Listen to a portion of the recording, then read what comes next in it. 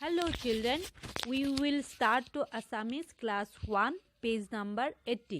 আমি আজি এটা কবিতা পঢ়িম। আমাৰ পাঠত থকা আমাৰ কবিতাটোৰ নাম কি হৈছে আমাৰ ফুলনি। ৰঙা নীলা হালধীয়া সুমথিৰা বেঙুনীয়া নানা ৰঙৰ ফুলেৰে ভৰা আমাৰ ফুলনি।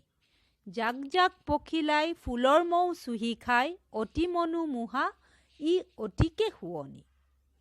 বাৰে ৰহনীয়া এই ফুলনিলৈ আহে অনেক পক্ষী ভুমুৰা আৰু মৌমাখিও উৰে গুণগুণ কৰি। ফুল আমি নিচিঙো পখিলাও নধৰো বনৰ পক্ষীৰ দৰে কেৱল উলাহত নাচি বাগি ফুৰো।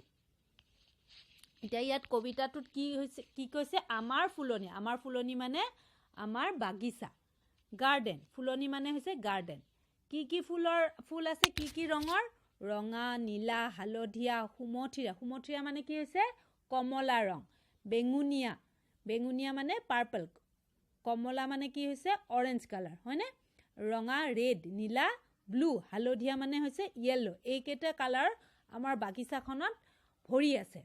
জাক জাক পখিলাই ফুলৰ মৌ চুহি খায়। বহুত পখিলা আহি ফুলৰ মৌ, ধুনীয়া ধুনীয়া মৌ ওলাই সেইবোৰ ধুনীয়াকৈ খায় আৰু বহুত ধুনীয়া লাগে। বাৰে ৰহণে এই ফুলনিলৈ আহে অনেক পক্ষী।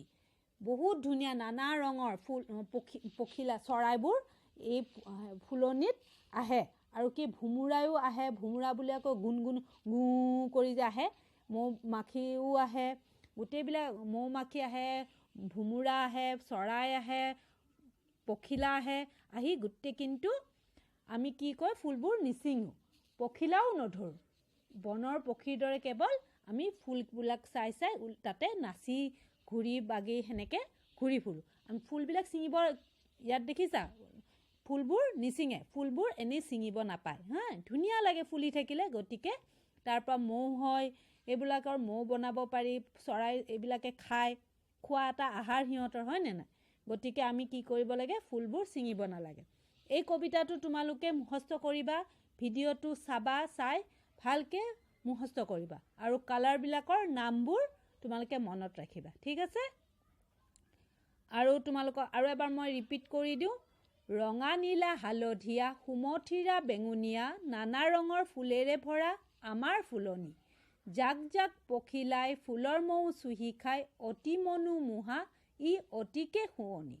বাৰে ৰহণীয়া এই ফুলনিলৈ আহে অনেক পক্ষী ভুমুৰা আৰু মৌমাখিও উৰে গুণগুণ কৰি। ফুল আমি নিচিঙো পখিলাও নধৰোঁ বনৰ পক্ষীৰ দৰে কেৱল উলাহত নাচি বাগি ফুৰোঁ। ঠিক আছে? তোমালোকে মুখস্থ কৰিবা।